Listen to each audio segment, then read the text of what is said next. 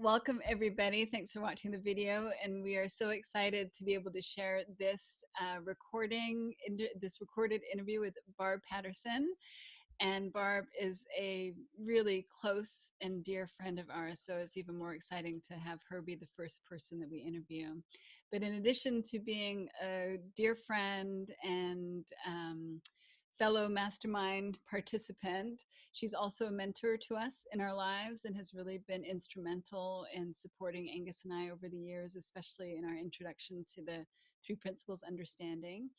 And Barb's latest venture is the Beyond Limits global platform that is really looking at how to transform business and really bring a deeper understanding of the mind into that world. And she's got lots of wonderful ideas that she's exploring in that area.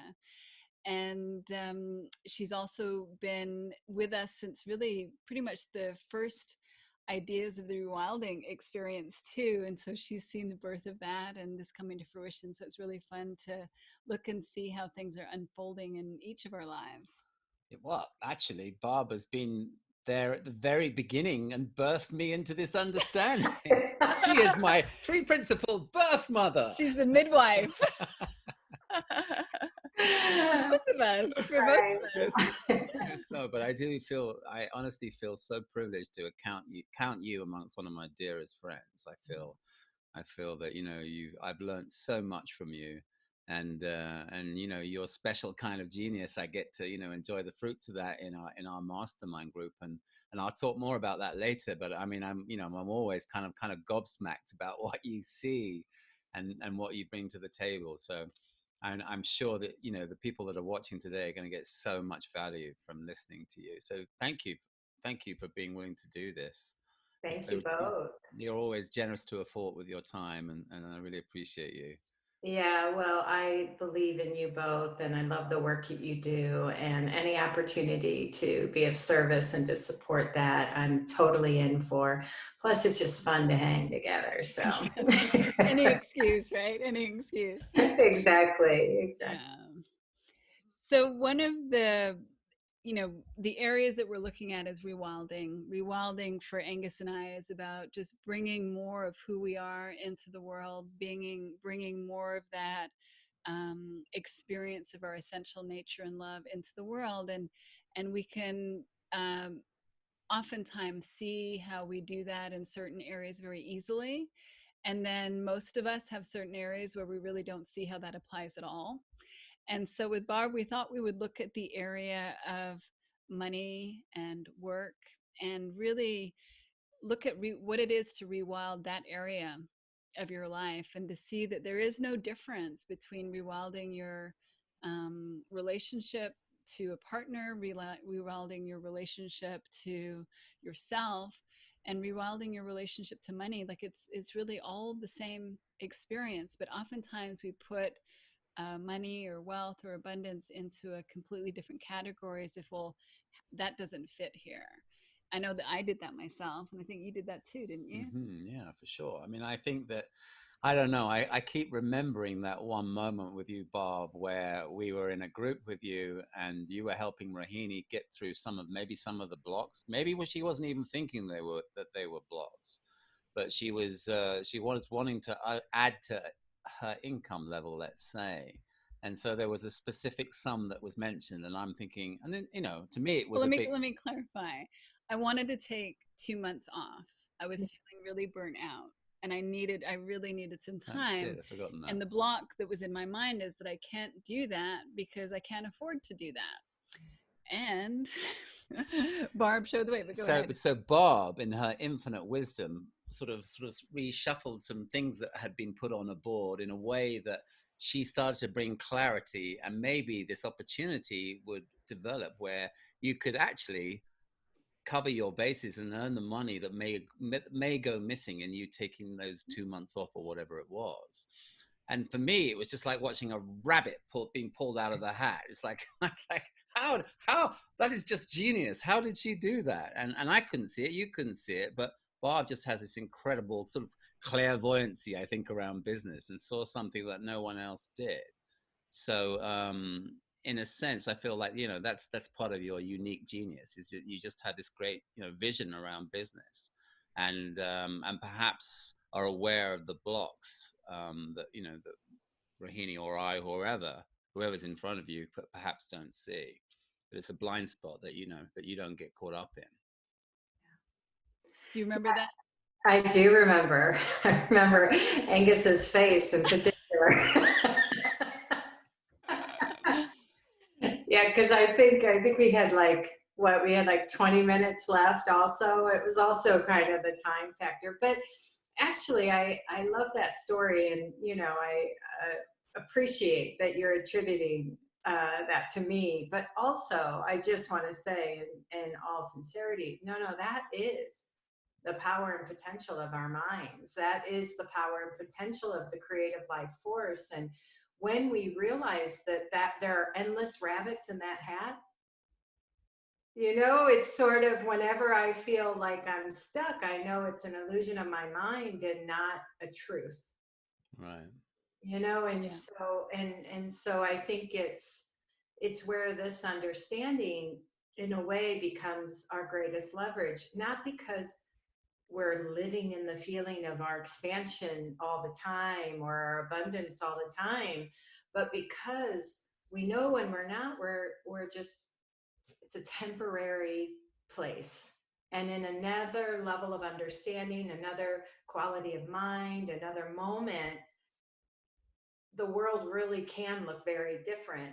That our minds can go from limited and constricted to more possibility. And what we also know is that is not dependent on circumstance. It's not. We can have any thought about anything at any time. That is pretty amazing. So often all that happens is, the harder it looks, it just, to know and to be in a way rigorous or uncompromising, to remember like, oh yeah, it's so easy. We start solving the problem in the upset, right? Or we start trying to negotiate the terms when we're just not in a clear mind at all. And like me too, like there are so many times that I am like trying to solve a problem through my thinking. I'm trying to have a fresh thought by ruminating, it just doesn't work that way. But when we remember, we know where to look, we know the orientation. And I just want to share one story, and I know you guys have heard this, but it really was like another level of waking up, or pinpointing this. And it's been a number of years ago now, but I had a cute little mini. It was so cute. And it broke down on me. And it was only like 4 years old, and they wanted $6,000 to fix it. Ouch. And yeah. And I literally had one car payment left. Mm. And so I was trying to figure out, do I pay that and then hope it doesn't get broken down again because I won't have a monthly payment, or do I get a new one? And I was trying to debate this for days. And finally, after a few days, I realized like all I felt was my heaviness about it and the seriousness about it. And I said to myself, I had this moment of, wow, you are acting as if like you're solving world peace right now. Like that is the weight of this decision in you. And as soon as I felt that heaviness and I realized that, and I instantly just started to lighten up a little bit. And then I realized, as I started to lighten up inside, I realized, oh, I think my financial welfare is at stake. I think my financial future is at stake. And then I realized, oh, wait a minute. Like, I think one decision means the right one, and the other one means financial ruin, right? Like, in some way, that's how I was holding it. No wonder I was taking it so seriously, right?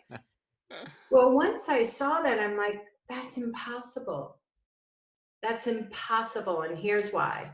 Because the creative potential of our minds and life are a constant. That potential, that life force, that is not diminished by my choices. You know, it's like I make a left turn and the potential is still there. I make a right turn, that potential is still there.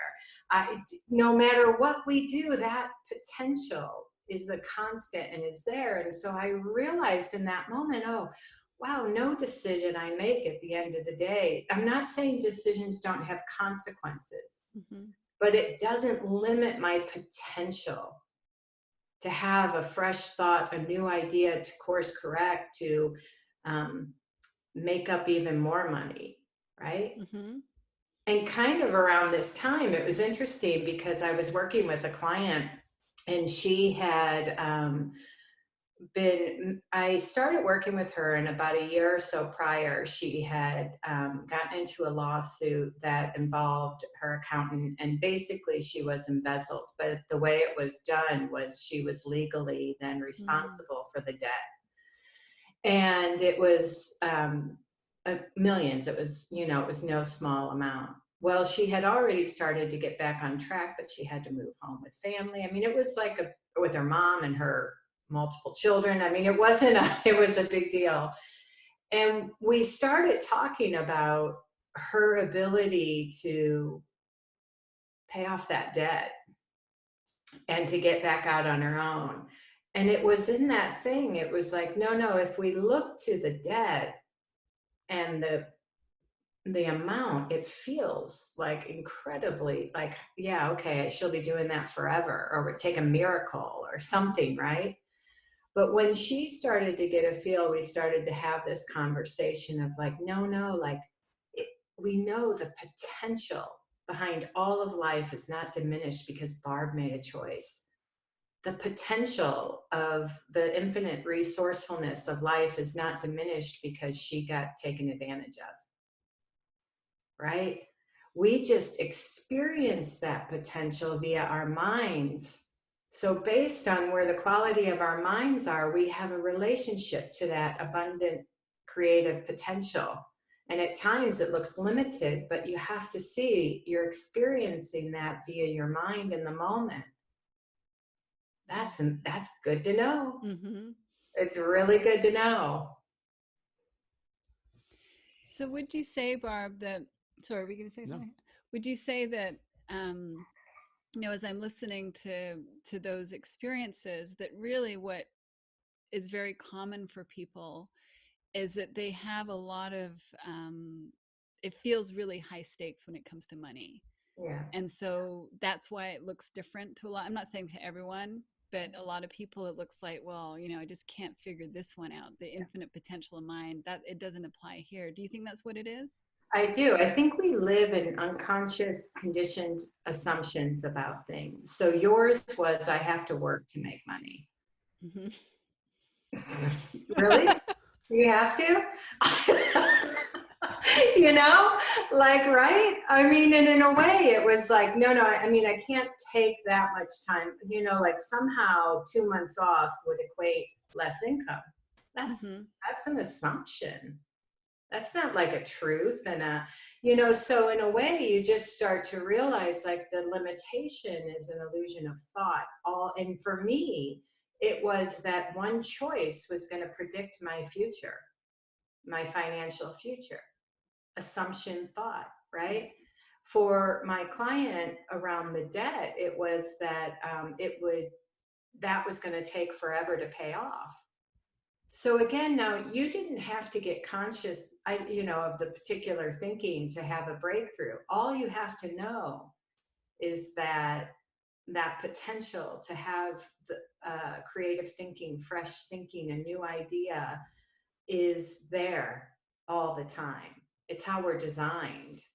And so you put your faith in that, not in your idea.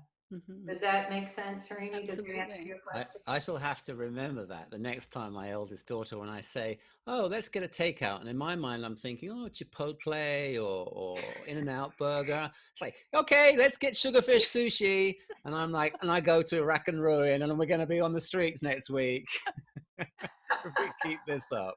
Yeah. But yeah, and in my better moments, I love this idea. I kind of feel like you're the potential whisperer. You may have to rebrand yourself along those lines. That's an entirely better way of looking at things, that it's easy to get caught up in that negative future fantasy. But yeah, absolutely. We have that potential at our disposal, and it's a much healthier direction to look in. Yeah, listen, with COVID, most everybody I know, and a lot of, whether they're solopreneurs, entrepreneurs inside of companies, has had to adjust their work. And it's, some have gotten busier, right? Some have been furloughed, clients have tried, it's across the board. But there's kind of two things that have helped them the most. One is knowing that their well-being is not attached, is not dependent on any of that. But to do the work, to know it, right? Like, to believe that is a start. To do the work, to have a personal relationship to the knowing that your well-being is intact regardless. That's part of it, right? But the other was knowing that they would get ideas.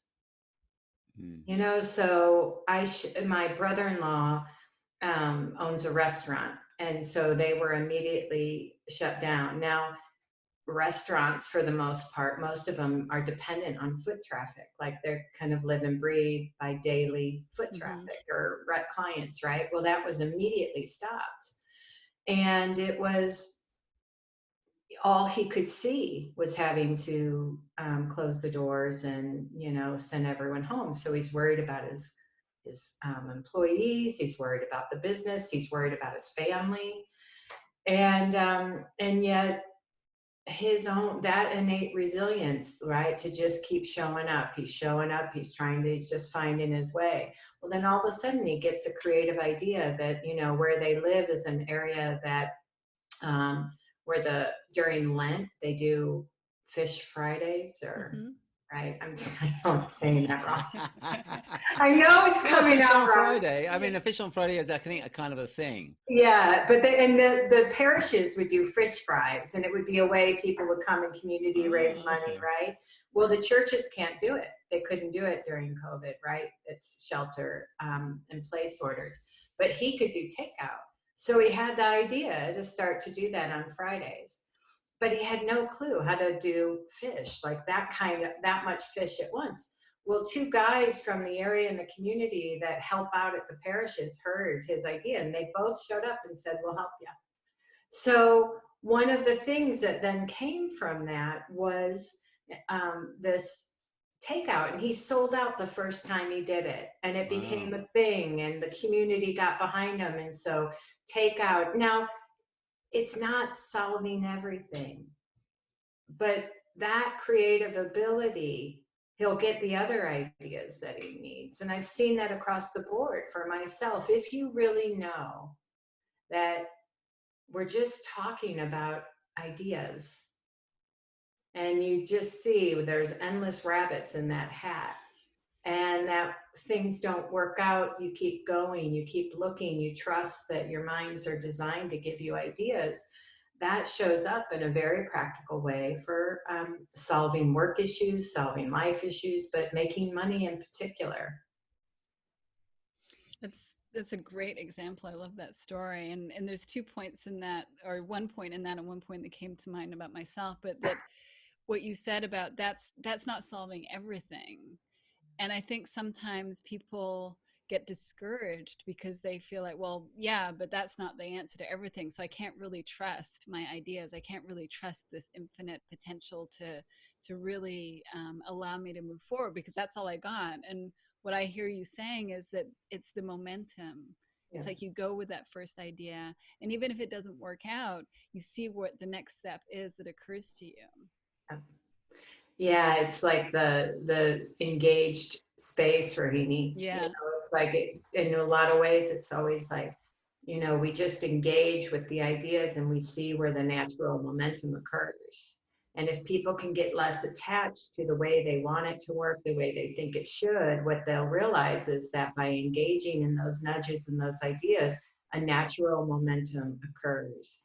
But the other thing I just want to say here is we have to be willing to try again. You have to be willing to stay in the game. You got to be willing to, and get over something not working out the way we'd hoped. Yeah. Yeah. And see that it's part of the learning curve for all Yeah. of us. Yeah. So the thought that came up about myself is that one of the ways that I would put money in a separate category is that I would feel guilty about using this infinite potential as a way to have more wealth in my life. Like it felt like that was a misuse of the potential, that I had these judgments. And I remember you saying to me, it's neutral. Like I can't remember the context of the conversation, but I remember how much that impacted me, that I wasn't doing anything bad or wrong. So I'd love for you to speak more to that. So was it kind of like there's only so much drinking that I can do from the well of potential? Yeah. If I can't be taking that from out of the mouths of babes or something. Well, no, I think it was more like it felt selfish to think about earning more money, that wasn't okay. I wasn't allowed to use that deeper knowing to look in the direction of making more money. Mm. Well, and you can see like what that points to is that we have these ideas about that deeper nature.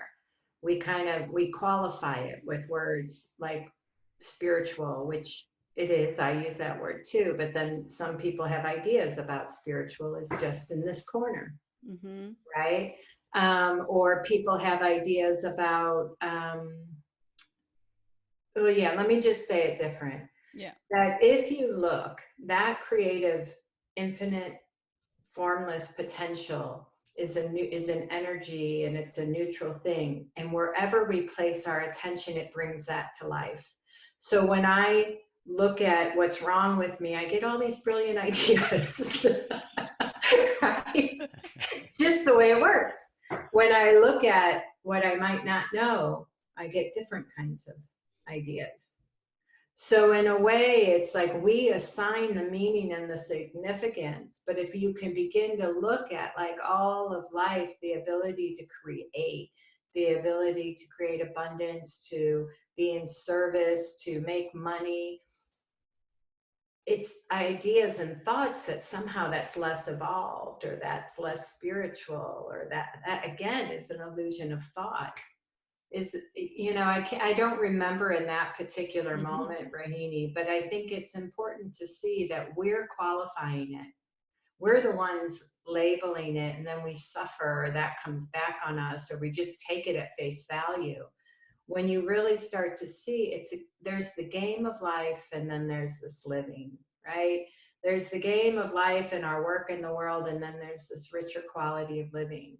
When you start to realize like we are the intersection of this creative, formless spiritual nature and this human nature.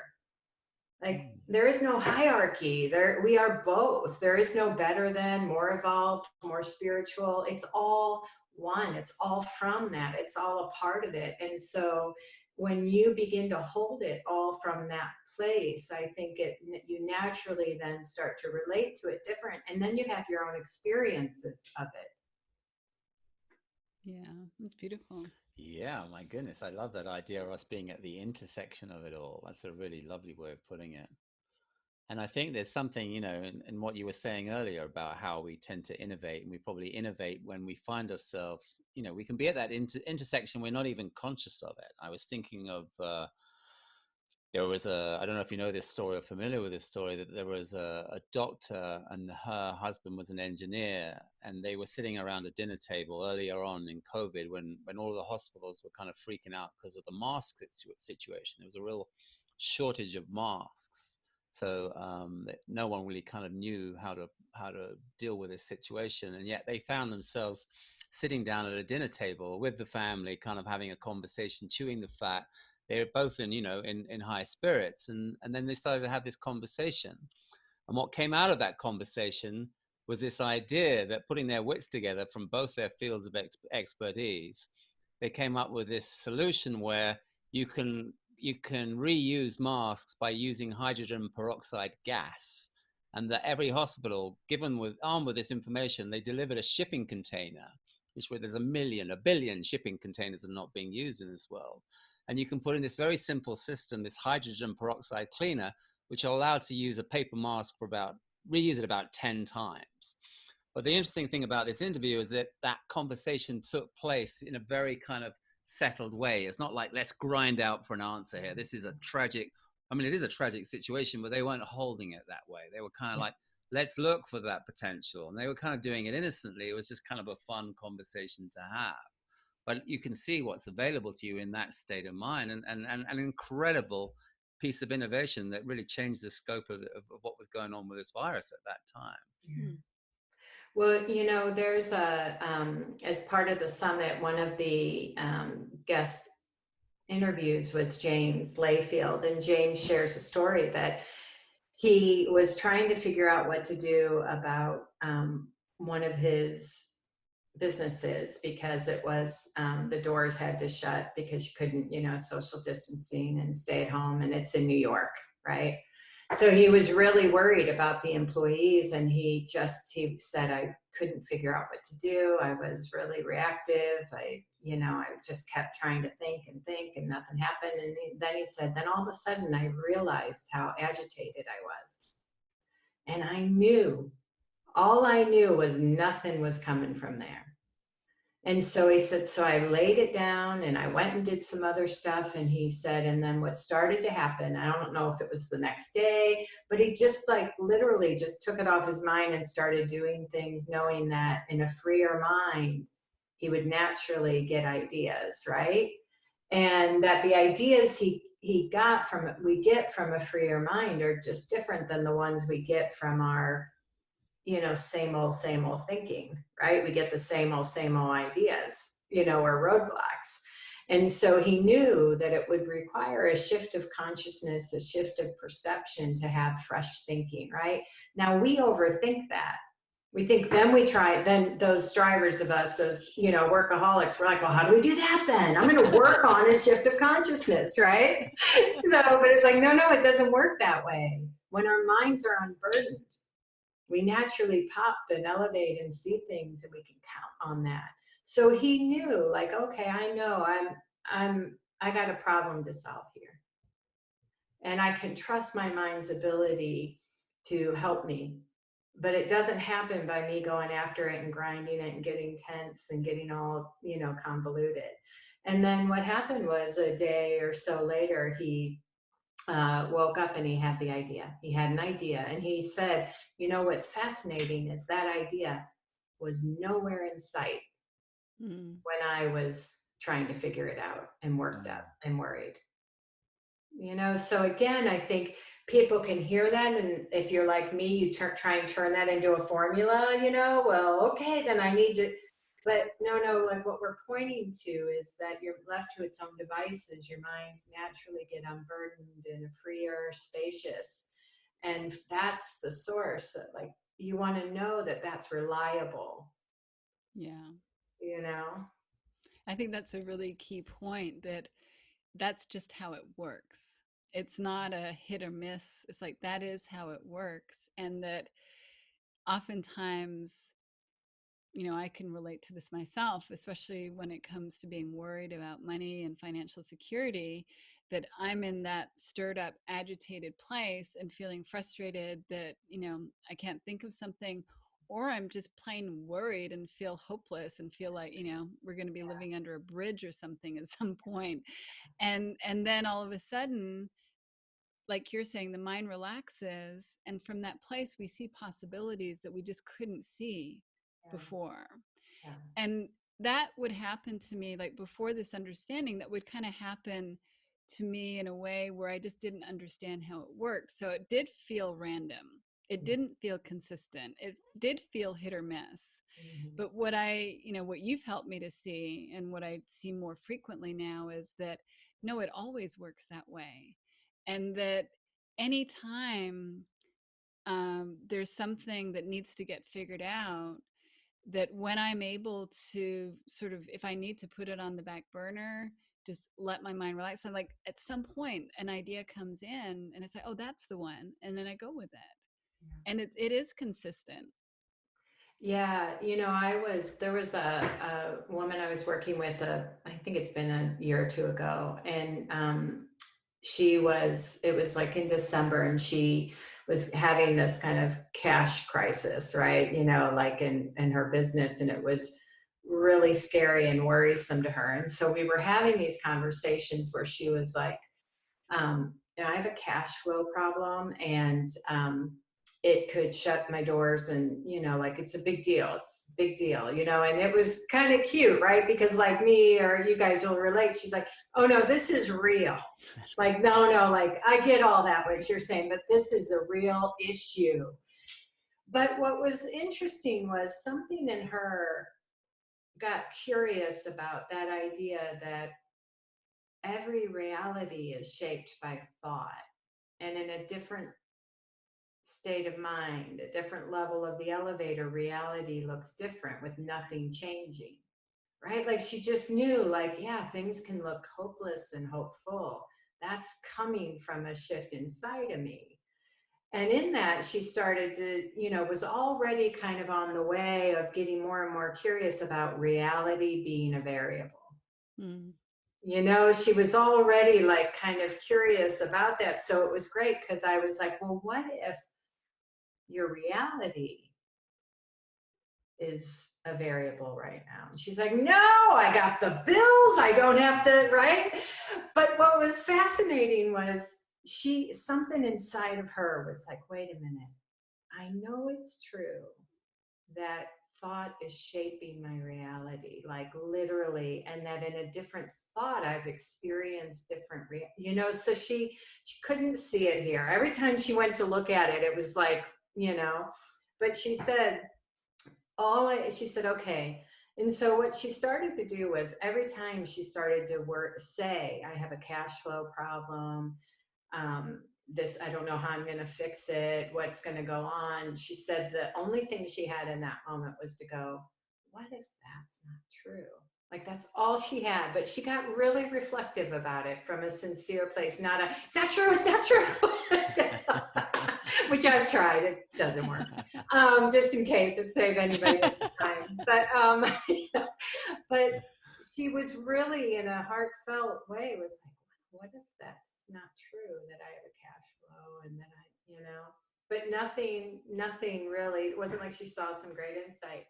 But then something happened. So she called me, and this was like a couple of weeks later, and we were having a session, and she said, you're not going to believe this. And I said, what? And she said, I got a call today from somebody, and they said, listen, we're coming towards the end of the year. We need to spend our budget. Can I send you $20,000, but we'll work next year? She was like, yes, and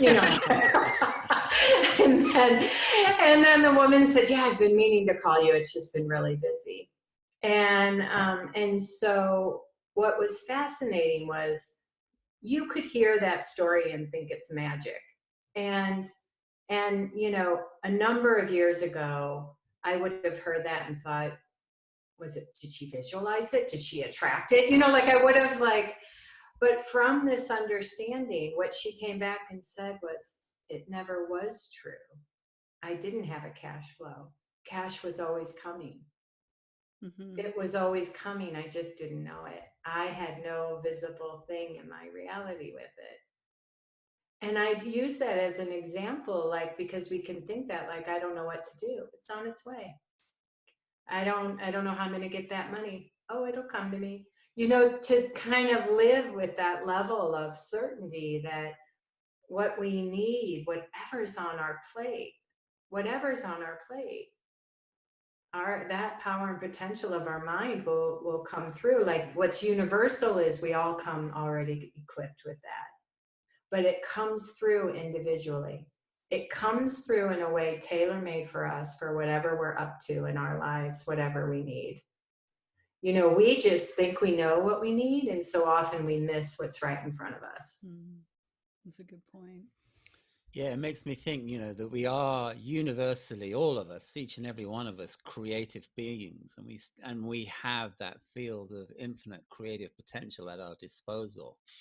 So you can easily see how, let's say, a musician or an artist, a musician would probably say that they can't think their way into that perfect chord. It comes to them in a moment of genius, and an artist, that perfect brushstroke comes through a flash of inspiration. It's kind of the same mechanics. It's like, if we realize there is this field of infinite possibility, and that we all we have to do is kind of, in a sense, we just fall into it at some point when we get settled enough in our thinking, that will be available to us. And yeah, of course, in terms of money, we'll get creative around that. But the more we try and grind away into like a solution from what we feel like we know and what we've stored away in our intellect, old kind of fake news, if you like, that's where we tend to come a cropper. But just having that understanding that, yeah, that same field is for everybody. It's not, for just the creatives in the world that look to it and can talk about it in very obvious terms, but it's just as obvious for us if we're looking at the subject of money. Yeah, yeah, absolutely. And it's so universal that it can be any topic you're thinking of. How to create more closeness with your partner, your family, how to, you know, eh, get more comfortable being uncomfortable, like whatever it is, we can place our attention in a direction and then listen and Mm-hmm. just, follow the nudges and see what happens. And I think part of that listening is realizing that you're stepping into the unknown when you're listening, and that doesn't mean that the answer is going to come 10 seconds later. Like Yeah. sometimes you have to be in that listening space and be in the unknown and hang out there for a while until, like that woman who got that check, it's like, oh, there it is. And I Yeah. remember Angus and I, there was a period of time where, it was when your photographic career had shifted, and we'd got a bunch of credit card debt that was related to work because work had been declining. And I had one position, and then all of a sudden that position shifted and I lost that part. And the exact amount was the equivalent of what those credit card payments were, and everything else would be fine. We would eat, we would have rent, we would have all of that. But it's like, it was just so obvious, like, oh, we're not going to be able to pay these bills now. And we didn't know what to do. And it was really uncomfortable. I practically had like this crisis of shame and guilt and felt awful.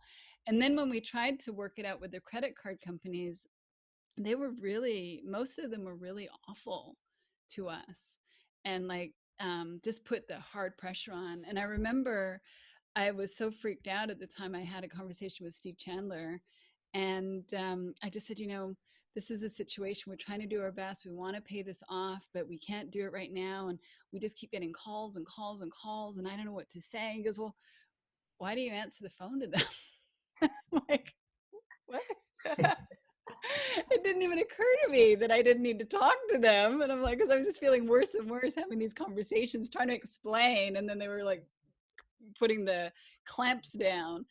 And we did not know how we were going to figure out that situation. And I was in school at the time, becoming licensed, getting towards my master's at the time. And Angus was figuring out what to do after photography and didn't know. And it took, I don't know how long it took, but eventually one of the cards wrote to us and made an offer for a settlement. And we're like, oh my God, this is how we're going to do it. Like, we can just pay them off one at a time. And then I graduated and I was able to get a full-time position, and then, money got better. And that's what we did. We just paid them all off one at a time. We couldn't pay them in the way that we had agreed initially, but we managed to pay every single one of them off. And I think the final one, we borrowed some money from our family and then we paid our family back. But it's like, that was from being in the unknown. And if I had stayed in that place of shame and guilt, like it was just awful, and I wouldn't have seen the possibility. Yeah. It was just so painful. Yeah, I mean, ultimately, we got very creative in terms of how we're going to negotiate these settlements. And we ticked them off one by one. Maybe the last one kind of played hardball because they saw that we'd actually made a way of negotiating and paying off all these other debts that they felt, well, we can be a little bit more assertive in our claim here. But we definitely, I think it's really kind of, and there's a part of me who always felt like maybe we should write some sort of book on how to get through credit card debt. Yeah. Really did nail it. But what's interesting, what I love about that story is you were not an expert on No. debt before that.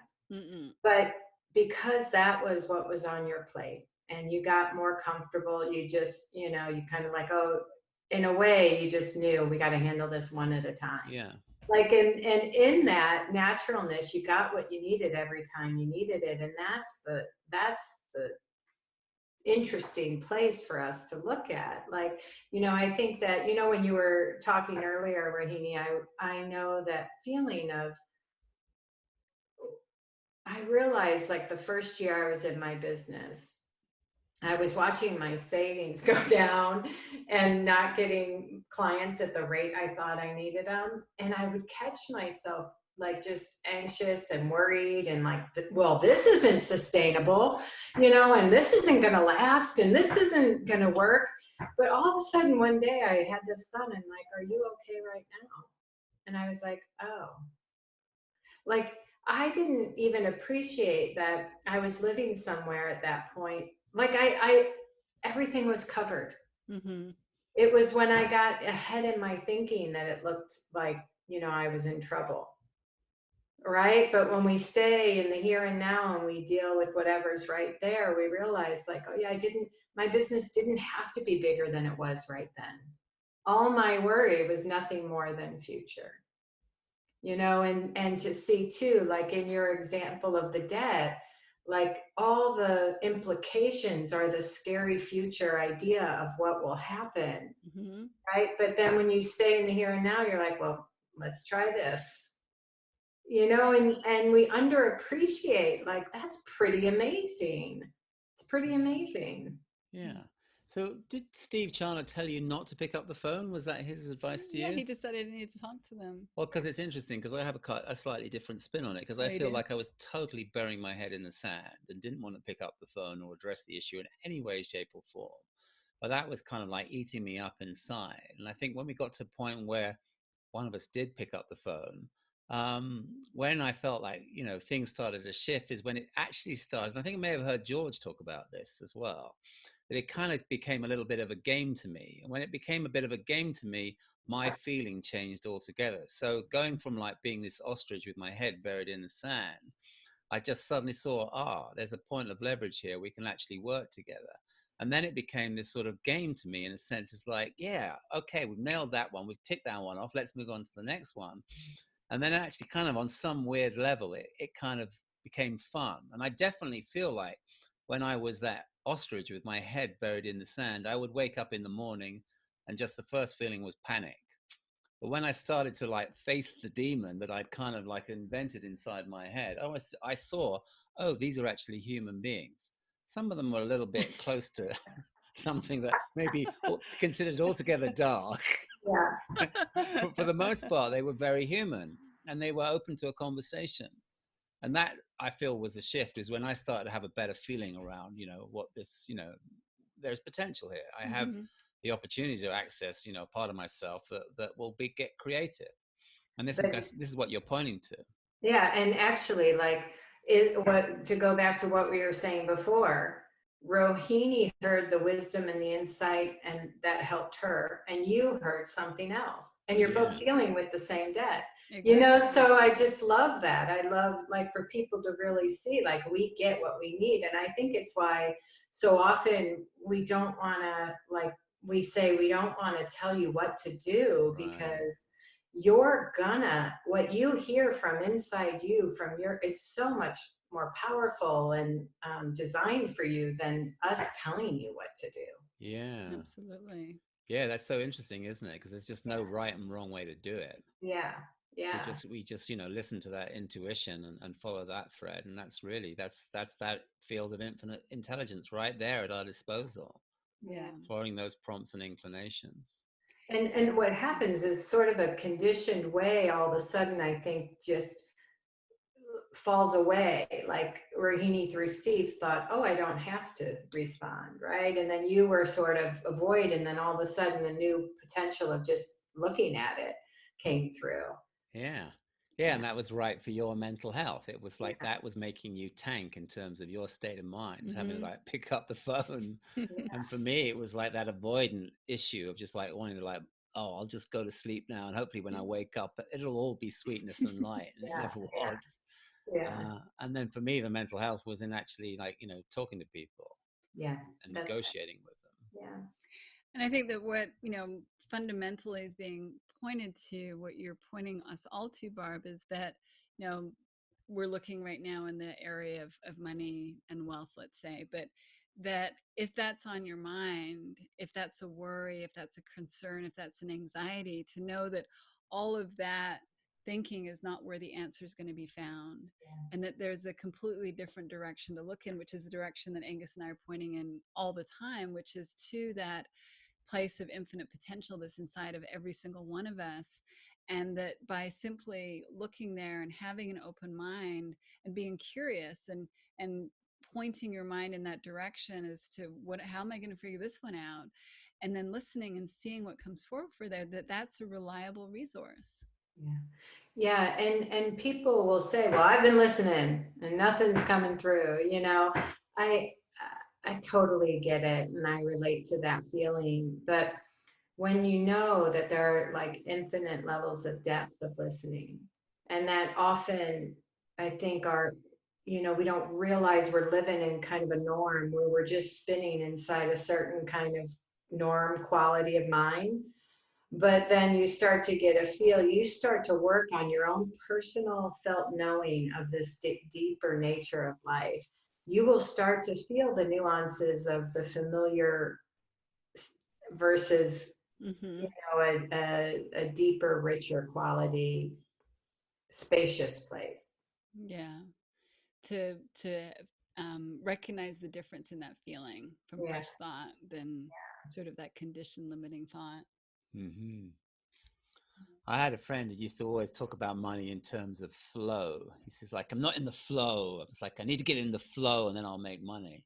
And I used to never kind of really understand what he meant by that. But I think from this understanding, for me, it's kind of like you can see how, in a sense, I would get caught up in this stagnant pool of thought and my limiting beliefs around money. And really, it was because I wasn't familiar with the idea, or maybe on some level, but not necessarily that consciously familiar, that there is this enormous font of creative potential, and that's the direction to look in, and that's always flowing, and I'm a part of that flow. The illusion that I am stagnating in my own stagnant water, as it were, of thought is just really how I get myself into trouble. Yeah. And it's just a more expansive and open way of looking at things. Yeah. Do you know who Dave Ramsey is? He I don't wrote a know. book like Money Makeover or something. And years ago, I read this, and my nephew and his wife did it. But I've seen him on Instagram. The reason I am bringing him up is because people will take a picture and they'll say, I just paid off, and they have a dollar amount and how many months it took them. Sometimes I see those numbers and I'm like, wow, how did they do that in that amount of time, right? But what's always fascinating to me is I get kind of excited for them because I know what happened. They looked in that direction. They had a different relationship to it, like we've been saying, holding it lightly, looking for it. They, like a heartfelt intention to see, to do, but that the mind gave them ideas, whatever they needed. And it's fascinating because you see some of the amounts. Like the other day, I saw some amount and it was like 6 figures in a short period of time. I'm like, what'd she do? Like, what? So I think it's just a fun way to start to look at, like, again, the direction we're asking you to consider is that there is this infinite creative potential that's serving up what you need. It just requires for you to have a different relationship to your own ideas about yourself, your potential, what you want to be doing to have it come through. I'll say it, and I know we're coming towards the end of time, but I was speaking to somebody recently, and she does all this really great work for people, and she also has a coaching certificate. And I was like, well, do you do coaching? She's like, I kind of do a little bit. And she said, but took me about 3 years to look to consider something. And I said, what's that? And she said that coaching wasn't for me, regardless of how much money I'd spent on the training. Mm. And she said, when I got okay, like I was willing to consider, like Mm-hmm. really willing to consider. Not that I had failed, not thinking about how much money I had spent, but I had considered, like, what if there's something else for me to do? She said, in that openness and that spaciousness, she started to, Mm-hmm. but it required her really letting go of this ideal she had of herself, of what she would be doing. Yeah. And, I remember that too. When I started my business, I just assumed all my clients would be in the business world because that's my history, and that wasn't happening. And I was so confused. So I spent all this time trying to figure out why that wasn't working.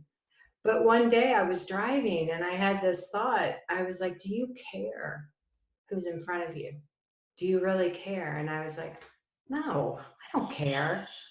Right. And then as soon as I really saw that, all of a sudden something else opened up, because that's how it works. Right. Mm-hmm. And then I was working with some young adults and some teens, and I worked with schools. And what I realized was they made me better. Mm-hmm. Now, eventually, as you know, the business stuff started to happen. Why it happened, when, and I don't know. But I just know I'm grateful for getting open. I'm grateful Mm-hmm. for those clients I did have. And the woman I was talking to was grateful that she was willing to let go of the idea that she had about herself as a coach. Yeah. Oh, that's wonderful. Well, Barb, it has been a really inspiring call. It's so great to just hear how clearly you see that infinite potential and possibility, and that there's a real certainty that you have inside of yourself that I think helps other people to recognize that for themselves too. Yeah, it's that certainty that's so wonderful to be around. It's like wasn't there something in the Bible where they just wanted to touch Jesus's cloak and they'd be healed? That's kind of how I feel around Barb and money. I need her in my life. Yeah, No, but I it need her in my really life for is. so much more than that. But yeah, no, that level of understanding that you have is really beautiful. I really appreciate that. Yeah. And that you can share it with such um straightforwardness and simplicity and accessibility that I think it can feel so complicated and nuanced in the ways that some people talk about it. But when I hear you share, it's just so clear and obvious. And it's like, oh yeah, wait, why would I even worry about that when I know that this is how it works? And all that happens is I forget that this is how it works. And then I remember, and you're helping all of us remember. Yeah, well, Yeah, thank you. I love you guys so much, I and love you Yeah. too. wish everyone is a part of your membership. I know how lucky they are to be a part of that, but I wish them all well. And Oh, thank yeah, you. Yeah. Thank you so much for your time. Yes, thank you for being part of this. And then we can email in terms of any links that you'd like to share with people, sure. and we'll share that with our group. But thank Great. you so much, Barb.